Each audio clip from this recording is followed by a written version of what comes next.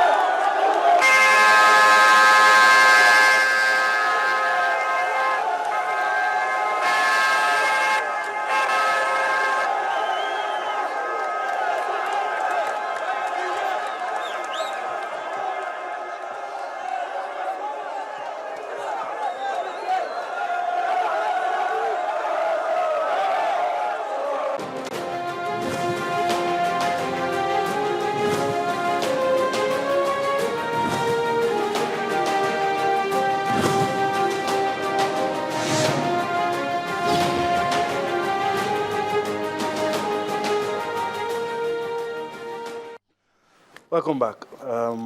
Nodi, apart from winning one game at the World Cup, what did the Algerians do? Well, they played gently. They took that game into extra time. We didn't take the French team into extra time. Okay. The difference is the last time they played at the World Cup, they crashed out in the first round. Even though slow, the margins of defeat are so close. But if you look at the crisis within that region.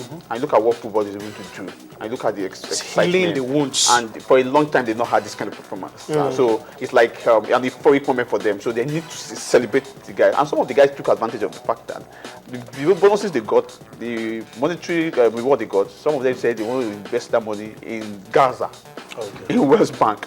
But some of them in some of the Algerian city, in Constantine, in Setif, in Algiers. Lessons for first for our players, then how to receive our players. Even though we feel a bit out, we're not pleased, we're disappointed with the performance, but we should still give them that appreciate kind of Yes, we should learn from the Spaniards. They crashed out in the first round. They were well received, and these guys, that's a lesson for us as we move forward. All right, I expect that at any moment we'll be joined by VOA correspondent Sonny Young. He's going to be filling us in with what is happening in the United States. Still talking about the United States team. So when we're ready, okay, I'm told that Sonny is ready. Hello, Sonny. Hello, good evening, and sporty greetings once again to hear me, all our Sports Tonight viewers. All right, Sonny. Let's talk about your team, the United States. Let's talk about Jürgen Klinsmann. How would the Americans rate his performance as the manager of the team? I think overall, American fans support Klinsmann and what he did during the World Cup campaign. The match against Belgium, the Belgians clearly technically superior to the Americans. I mean, attack after attack throughout that match. But Klinsmann's strategy to try and play with the Belgians, I think it was really helped out by Tim Howard, the American goalie. It could have been a lot worse, that scoreline. But overall, I think Klinsmann was satisfied with the team's performance, and Americans overall supported Klinsmann. I don't think many of us really expected them to even reach the round of 16. In that group of death, as they called it, with Germany, Portugal, and Ghana. Okay, let me ask you this. Here in Africa, coaches, being threatened. Some of them might lose their job and all, but is Klinsmann going to stay on the job? Klinsmann has a unique contract in that he is one of the few of the 32 World Cup coaches who has a contract through the 2018 World Cup in Russia. Now, whether he'll stay on that long, that is still to be determined. I mean, he could get a better job offer in the time between now and Russia, and he might decide to take another job. He's coached at the club level in Germany. He's also coached Germany's national team. I would love to see him stay on for another World Cup cycle. One of his goals is to bring in some of the younger American players who we saw in that match against Belgium. All right, Sonny, let's talk about your league, the MLS, Major League Soccer. What's the secret? A lot of top players have been coming to the MLS now, so I don't know, something must be happening. I think the league is improving. It's getting better. We're seeing some of the top European players perhaps a little bit long in the tooth or maybe past their prime coming to MLS. Klinsmann had, I would say roughly, I think he had 10 MLS players on his World Cup roster.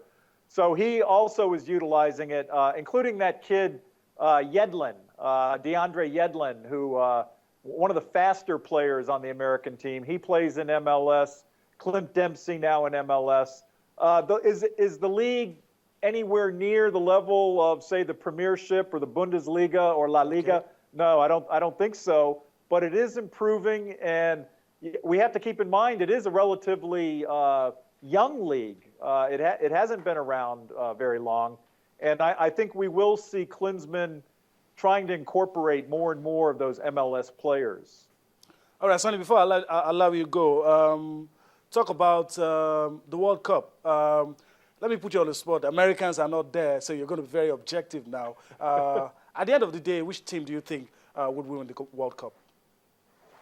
Wow, I have not been impressed with Brazil. I really haven't. They've been kind of a letdown for me. I know many people think they're the favorites.